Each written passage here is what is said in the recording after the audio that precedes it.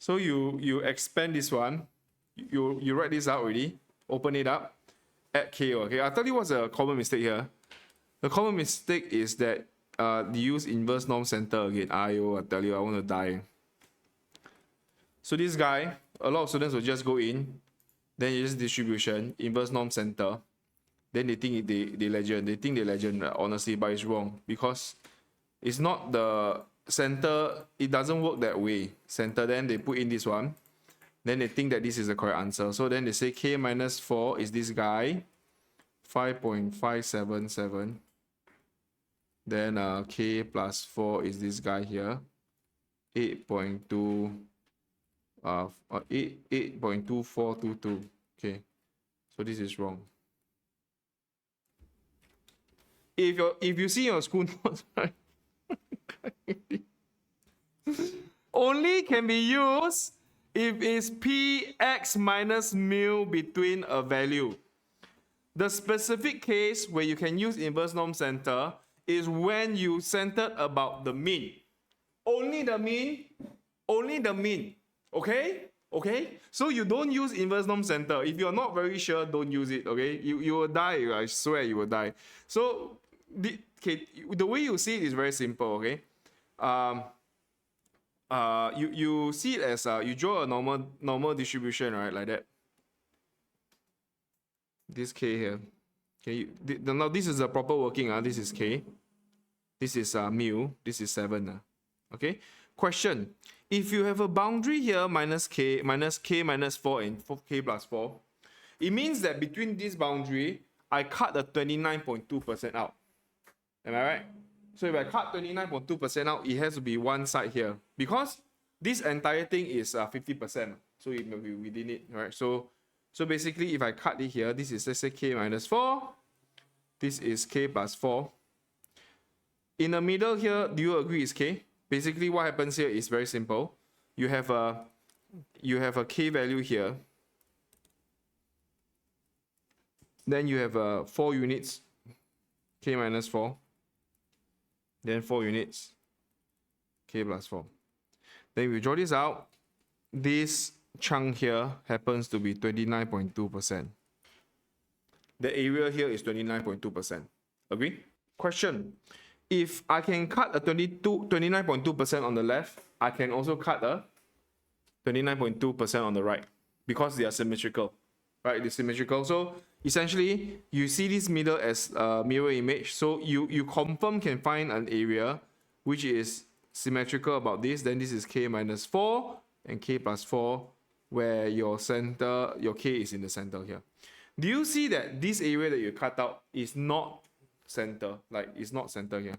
Okay? So don't use center unless you absolutely know what you're doing, which is your area is centered about. So the way you see this, the way you see this guy here, is essentially centered at k 4 units away. Okay, you center at k and you are 4 units away from k. Okay, so inverse norm center have to be centered at mu. This is where a lot of times teacher don't tell you that. Okay, so you just have to be very careful. You solve this by bringing the k minus 4x, right?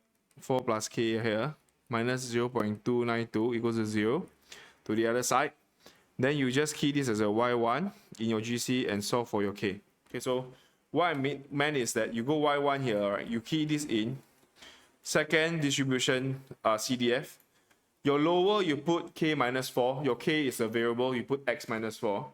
X minus 4. Then this upper is what? X plus 4. Okay? Then your mu obviously is 7.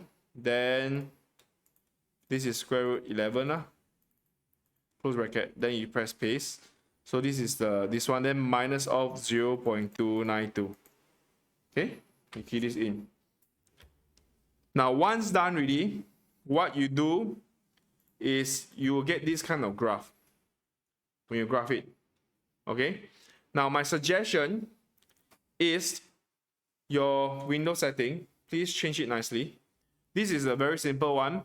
your y, because it's you're finding the roots ma, so you just zoom in where you put y min as -1 and y max as 1, so that you get this graph here. Now, what about the x min and x max? This is super important, because you see that your root is at another side, right? There's one root here, there's another root at the other side, right? Now take note this mean here can be in the hundreds or in the thousand. So if you don't adjust your graph properly, you won't even find your roots. Okay, so remember what I said in the start. X min, you can pick mu minus 3 sigma standard deviation, and x max you take mu plus 3 sigma. Why?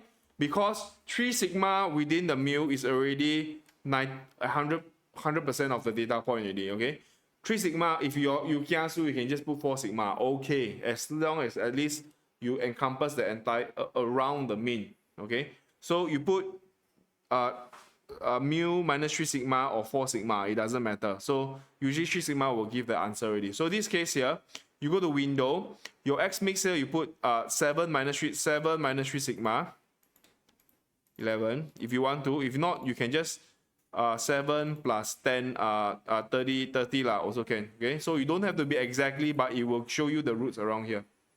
So then you these are your two answers. You just find the intercept, 1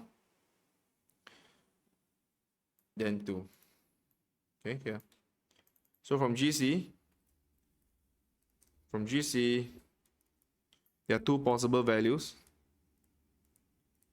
K equals to 1.199, or the other one, you just find the other root. Enter, go down, enter 12.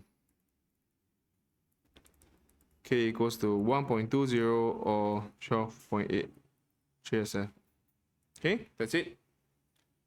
So strike number 2, don't use inverse norm center.